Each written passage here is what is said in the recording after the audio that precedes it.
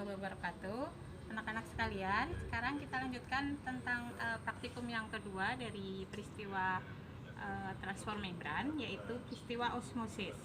Nah, untuk praktikum kali ini kita menggunakan aquades, kentang, dan garam ya. Nah, kita akan melakukan membuat larutan hipertonis dengan memasukkan garam 3 sendok ini ya, 3 sendok besar ya. Oke, sehingga larutan ini menjadi konsentrasi garamnya tinggi tapi konsentrasi airnya rendah. Oke ya, ini terlalu. Kemudian kita masukkan kentang dengan ukuran sama, yang satu di larutan garam, yang satu kita masukkan di aquades. Oke, kemudian kita biarkan ini selama 60 menit. Nah, kita akan memperoleh hasil seperti ini. Ini adalah kentang dengan ukuran sama yang sudah dimasukkan di larutan garam. Itu menjadi ukurannya menjadi, nanti kita lihat ya, kita bedakan. Nah, sekarang yang dengan aquades ini setelah 60 menit kita timbang dari 20 gram menjadi 25 gram. Kemudian yang diambil dari ini, dari larutan garam, itu dari 20 gram menjadi 17 gram. Nah, bedanya ya, menjadi lebih kecil. Menjadi lebih kecil ya. Oke. Nah, ini membuktikan apa? Bahwa di sini terjadi osmosis, perpindahan zat dari larutan dengan konsentrasi rendah atau pelarut tinggi. Jadi air itu larutan yang encer ini masuk ke dalam sel kentang, sehingga ukuran sel kentang itu menjadi membesar. Kalau ini nanti akan menyebabkan peristiwa yang disebut dengan turgor. Kenapa turgor?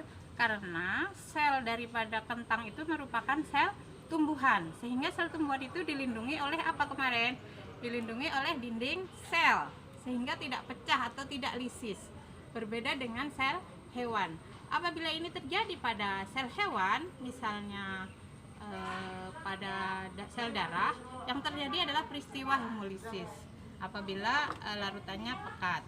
Kemudian yang dari senyawa pekat tadi, maka air yang ada di sel kentangnya itu akan keluar sehingga terjadi, kalau pada sel hewan itu namanya krenasi, jadi selnya mengkerut seperti itu. Jadi osmosis itu menyebabkan peristiwa bisa krenasi, bisa plasmolisis, bisa turgor atau turgid namanya ya. Jadi ada 3 peristiwa yang disebabkan oleh osmosis. Apabila dia sel itu berada di larutan yang sangat tinggi, artinya dia pekat sekali, maka cairan sel yang ada di dalam sel akan keluar. Tetapi kalau dia di dalam pelarut yang sangat encer, maka air akan masuk ke dalam sel. Ini menjelaskan bagaimana osmosis itu terjadi. Jadi kalau perbedaannya di sel hewan dengan sel tumbuhan, kalau sel hewan itu terjadi hemolisis, jadi dinding membran selnya itu akan pecah. Tetapi kalau pada sel tumbuhan itu terjadi turgid karena sel tumbuhan dilindungi oleh dinding sel. Saya kira cukup sampai di sini penjelasannya untuk peristiwa osmosis. Mudah-mudahan kalian lebih paham lagi untuk membedakannya dengan difusi. Kalau difusi itu disebabkan oleh perbedaan konsentrasi saja, jadi jalannya itu searah gradien konsentrasi. Tetapi kalau osmosis bisa melawan arah gradien konsentrasi karena pelindung daripada selaput semipermeabel. Oke, sampai di sini dulu. Assalamualaikum warahmatullahi wabarakatuh.